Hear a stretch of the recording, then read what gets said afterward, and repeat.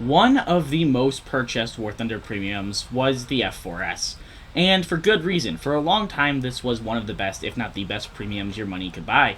And now it's kind of fallen into a hole where I think it's going to be really irrelevant in the terms of grinding War Thunder, as there's so many better options, and this thing really struggles a bit.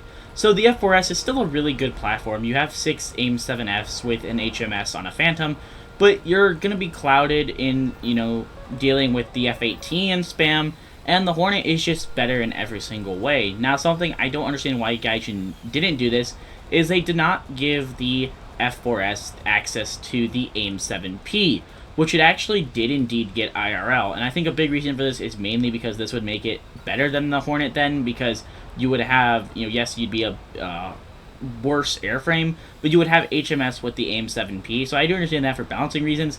But really, there's no reason to buy this thing because the Hornet is very similar price and it's better.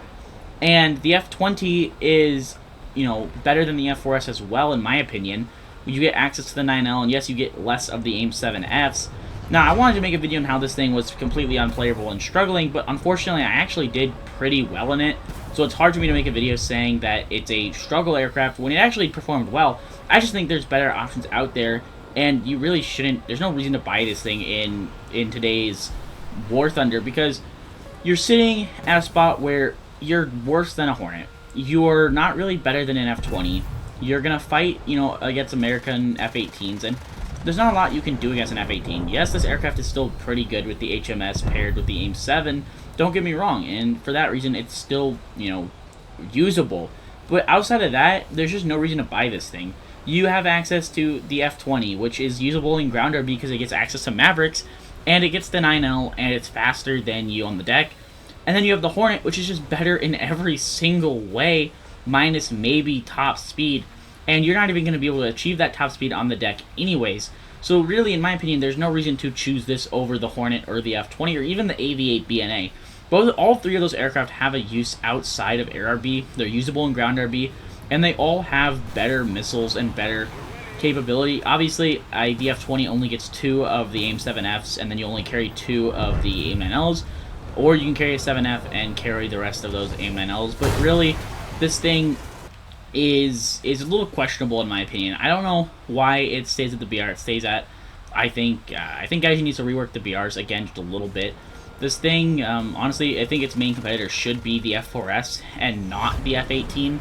Because really, you're competing this thing with the F-18 as your main competitor, which is very interesting, honestly. As far as in my opinion, I think the premium Hornet needs to go up just a little bit because fighting F-4Ss as your other premium contender and the MiG-23 as well, really it just takes away from both of those aircraft's capabilities. As this F-4S is now just very limited to what it can actually do in terms of actual BR.